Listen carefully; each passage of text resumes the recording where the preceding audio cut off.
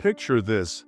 You're a scientist at NASA, coffee in hand, scrolling through routine images from the Juno spacecraft orbiting Jupiter. You've seen thousands of these images. Swirling storms, raging clouds, the great red spot doing its thing for the millionth year in a row. Just another Tuesday.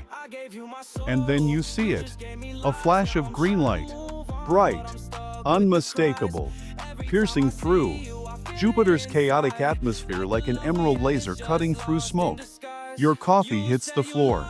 Because green light shouldn't exist on Jupiter. The planet doesn't have the chemistry for it.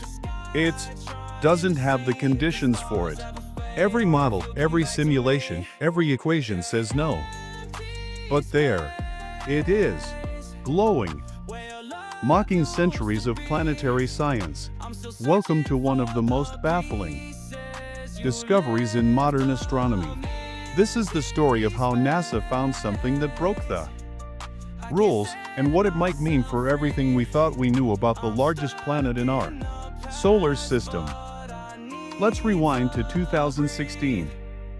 NASA's Juno spacecraft had just arrived at Jupiter after a 5-year journey through the void of space. The mission was straightforward: study Jupiter's atmosphere, its magnetic field, and its mysterious interior. Get some pretty pictures. Advance science. You know, the usual. Juno wasn't humanity's first visitor to Jupiter. We'd sent Pioneer, Voyager, Galileo, Cassini on a flyby. We'd looked at Jupiter through every telescope we could point at it. We thought we had a pretty good handle on the gas giant. We were wrong. On June 14, 2018, during Juno's 13th close flyby of Jupiter, something extraordinary happened. The spacecraft's ultraviolet spectrograph, an instrument designed to detect specific wavelengths of light, picked up an anomaly. A bright flash, green wavelength, specifically around 500 to 600 nanometers, the exact range your eyes perceive as green. Now, here's where it gets weird. The flash lasted only a fraction of a second. Blink and you'd miss it. But Juno doesn't blink. Its instruments captured it perfectly. The science team at NASA's Jet Propulsion Laboratory in Pasadena, California, saw the data come through. At first, they thought it was an instrument error. Maybe a cosmic ray hit the detector. Maybe some interference from Jupiter's intense radiation belts, which are, by the way, strong enough to fry most electronics in seconds. So they checked, and double-checked, and triple-checked. The data was clean. The signal was real. NASA had just detected something on Jupiter that, according to everything we knew about the planet, absolutely should not be there. Now, before we dive into why this is so mind-blowing, we need to understand what Jupiter actually is. Because this isn't just some random planet. This is the behemoth of our solar system. The king of planets. A world so massive that if you combined every other planet, moon, asteroid, and piece of space rock in our solar system, Jupiter would still be 2.5 times heavier. Jupiter is what we call a gas giant. It doesn't have a solid surface like Earth. If you try to land on Jupiter, you just keep falling through layers of gas, getting denser and hotter until you were crushed and incinerated thousands of miles down. Fun times. The planet is made mostly of hydrogen and helium, the same stuff that makes up the sun. In fact, if Jupiter had been about 80 times more massive, it would have ignited nuclear fusion and become a star. We'd be living in a binary star system right now. Earth would be a very different place. Jupiter's atmosphere is a nightmare of storms, winds reaching 400 miles per hour, and temperature extremes. The Great Red Spot, that famous storm you've seen in pictures, is a hurricane that's been raging for at least 350 years. It's so big you could fit 3 Earths inside it. The planet spins incredibly fast. A day on Jupiter is only 10 hours long. This rapid rotation creates extreme weather patterns in those beautiful bands of clouds you see in pictures. So that's Jupiter. Hydrogen, helium, storms, radiation. Chaos. Notice what's missing. Oxygen, the element you need to create green light through. Atmospheric lightning. Here on Earth, we see green flashes occasionally.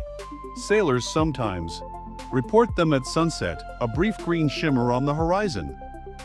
That's caused by the refraction of sunlight through our atmosphere. Pretty, but well understood. Lightning can also appear greenish during certain storms, particularly when there's a lot of moisture or hail in the air. Again, we understand the physics. But Jupiter? Jupiter doesn't have oxygen in its atmosphere in any significant amount. It doesn't have water vapor in the upper atmosphere where this flash occurred. The chemical composition is all wrong. When lightning occurs on Earth, it's caused by the buildup and discharge of electrical charge between clouds or between clouds and the ground. The color of the lightning depends on what gases are in the atmosphere. Blue or purple lightning means nitrogen, which makes up 78% of Earth's atmosphere. Red or orange means there's dust or precipitation. Green means oxygen is getting excited by the electrical discharge.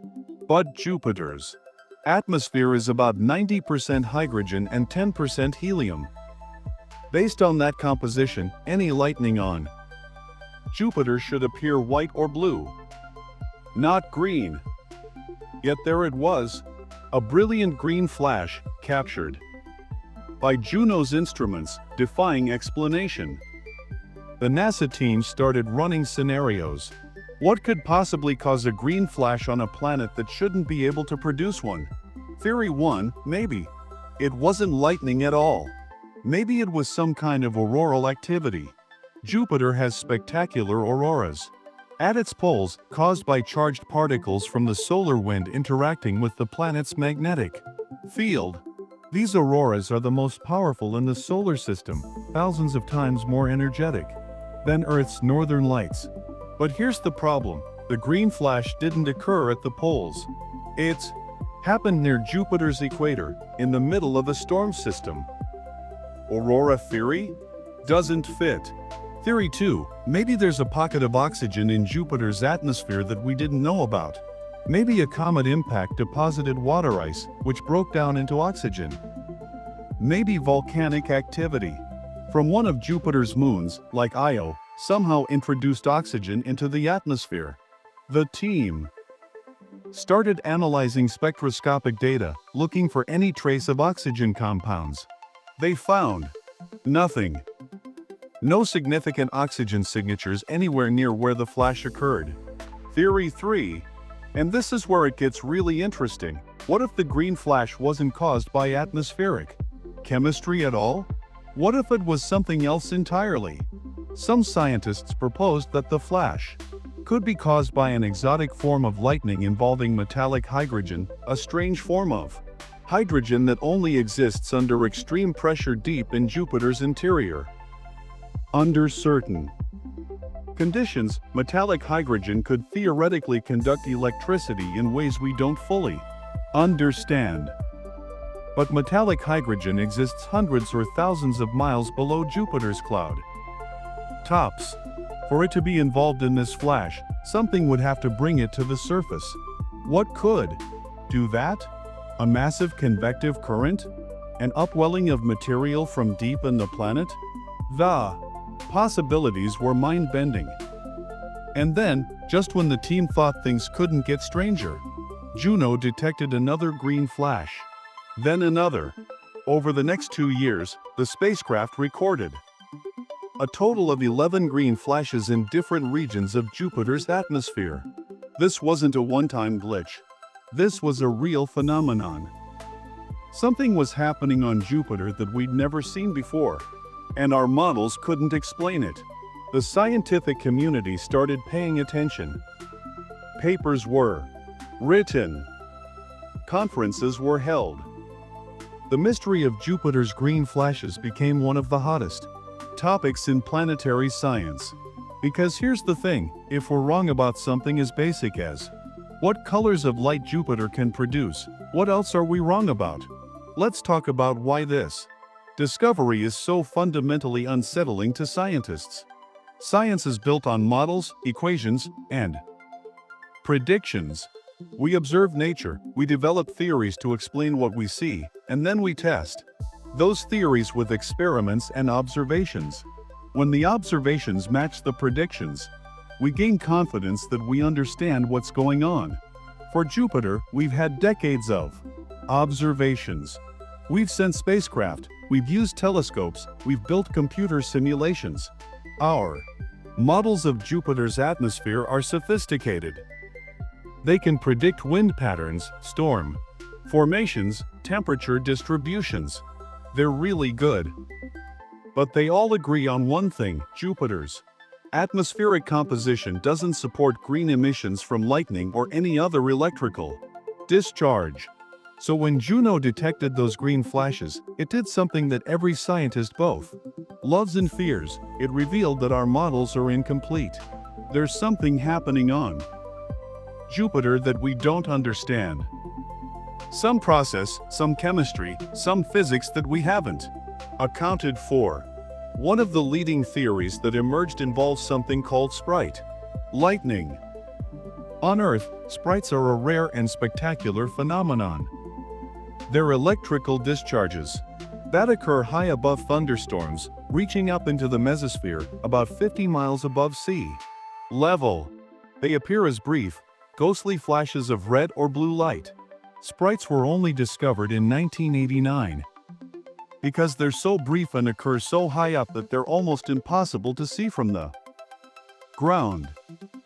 Pilots sometimes reported them, but it wasn't until scientists started looking for them specifically that we confirmed they were real. Could Jupiter have its own version of sprites? Electrical discharges occurring at high altitudes, in regions of the atmosphere where the composition is different from what we've measured? Some scientists proposed that Jupiter might have layers in its atmosphere that we haven't fully characterized. Maybe there are regions where ammonia or methane breaks down in unusual ways, creating temporary pockets of reactive compounds that could produce green light. The problem? We don't have enough data to confirm this. Juno's instruments are incredible, but they can't analyze every cubic meter of Jupiter's vast atmosphere. The planet is huge, 1,300 Earths could fit inside it. Studying its atmosphere is like trying to understand Earth's entire ocean by taking samples from a few random locations.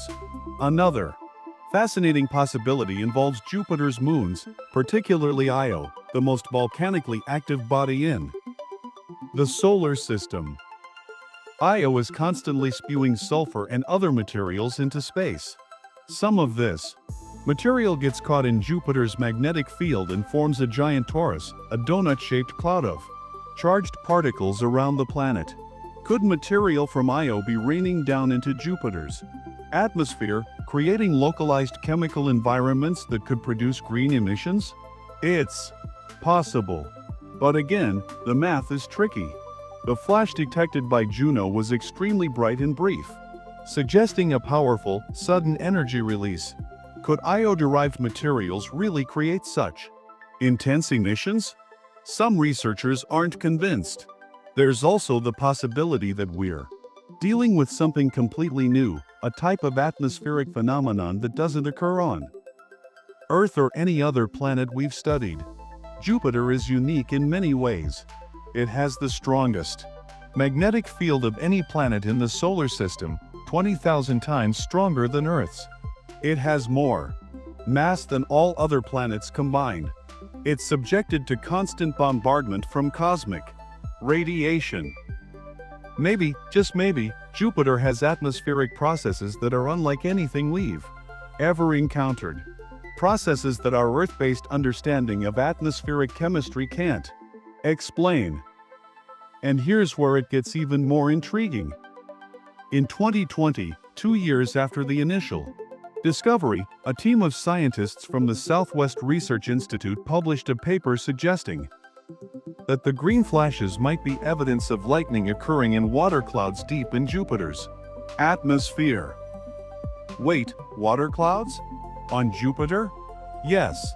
While Jupiter's upper atmosphere is dry, scientists have long suspected that deeper down, where temperatures and pressures are higher, water can exist as ice or liquid. Jupiter probably has more water than Earth, it's just located deep, below the cloud tops where we can't easily detect it. If lightning were occurring in these water-rich regions, and if the lightning were powerful enough to send emissions up through the overlying atmosphere, those emissions might appear green due to interactions with trace oxygen in the water molecules. This theory is elegant because it explains the green color without requiring impossible chemistry in the upper atmosphere. The lightning itself occurs where water exists, and the green light we see is what makes it through to the top. But there's a catch. For this theory to work, the lightning would have to be absurdly powerful. We're talking about electrical discharges orders of magnitude stronger than anything on Earth. The energy involved would be staggering. Is Jupiter capable of producing such extreme lightning? Based on what we know about the planet's internal heat and atmospheric dynamics, the answer is maybe. Jupiter radiates more heat than it receives from the Sun. The planet is slowly contracting, and this contraction generates enormous amounts of internal heat. This heat drives powerful convection currents in the atmosphere, carrying material up from the depths. If these correction currents can bring moisture and energy from deep water clouds to the upper atmosphere, and if the electrical charge separation is extreme enough, then yes, you might get super lightning that produces green flashes visible from space. It's a hypothesis. An exciting one. But it's still unproven. So why should you care about a green flash on a planet hundreds of millions of miles away? Great question. Let me tell you why this matters. First, discoveries like this remind us how much we still don't know about our own solar system. We've been studying Jupiter for centuries. Galileo first observed it with a telescope in 1610. We've sent multiple spacecraft to visit it. We have sophisticated computer models. And yet, Jupiter can still surprise us. If we're still discovering fundamental things about a planet we've studied for over 400 years, imagine what we don't know about exoplanets, planets orbiting other stars. We've discovered thousands of exoplanets in recent years, and many of them are gas giants like Jupiter. When we analyze the light from these distant planets, trying to understand their atmospheres and compositions, we're using models based on what we know about Jupiter and Saturn. But if those models are incomplete, if Jupiter has processes we haven't accounted for, then our interpretations of exoplanet data might be wrong. The green flash mystery affects our ability to understand worlds beyond our solar system. Second, this discovery highlights the importance of continued exploration. The Juno mission almost didn't happen. It was proposed, cancelled, then revived, and finally launched in 2011. There were budget debates, priority discussions, people arguing about whether we really needed another Jupiter mission. But if Juno hadn't been there, orbiting Jupiter with its ultraviolet spectrograph active at just the right moment, we never would have detected these green flashes. We'd still be sitting here, confident in our incomplete models, thinking we had Jupiter figured out. Exploration reveals our ignorance. And that's a good thing. Because you can't fix what you don't know is broken. NASA currently has missions in development to explore Jupiter's moons, particularly Europa, which has a subsurface ocean that might harbor life. Understanding Jupiter's atmosphere, its radiation environment, and its mysterious phenomena like these green flashes is crucial for those missions. We need to know what we're dealing with out there. Third, and this is the part that excites me most, the green flash mystery represents the frontier of human knowledge. We live in an age where it sometimes feels like everything has been discovered, every question answered. You can pull out your phone and find information about virtually anything. The world feels smaller, more understood. But then you get a discovery like this. A green flash that shouldn't exist. A piece of data that doesn't fit. A mystery that the smartest scientists on the planet are still trying to solve. It reminds us that the universe is still full of wonder, still full of surprises, still capable of humbling us with its complexity. Scientists are using advanced computer simulations to test different hypotheses. They're modeling what would happen if water clouds deep in Jupiter's atmosphere produced super powerful lightning. They're analyzing the spectroscopic data from each green flash detection, looking for subtle clues about the chemical composition.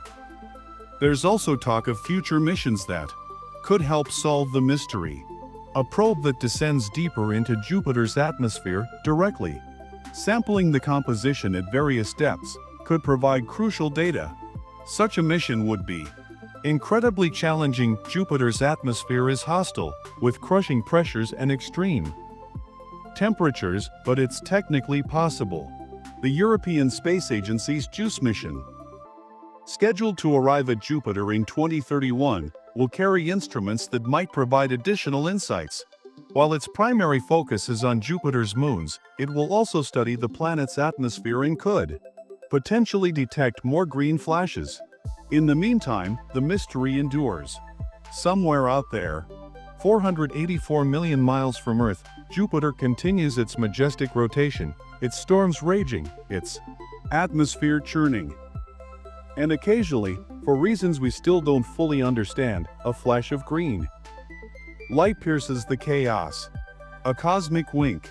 A reminder that even our nearest planetary neighbors hold secrets we've yet to uncover. The scientists who first saw the green flash on their monitors, who spilled their coffee in disbelief, are still working on the problem. They're still analyzing, still theorizing, still searching for answers.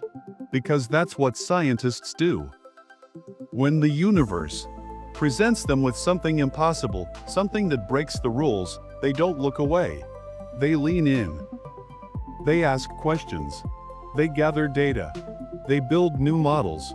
And eventually, piece by piece, they figure it out.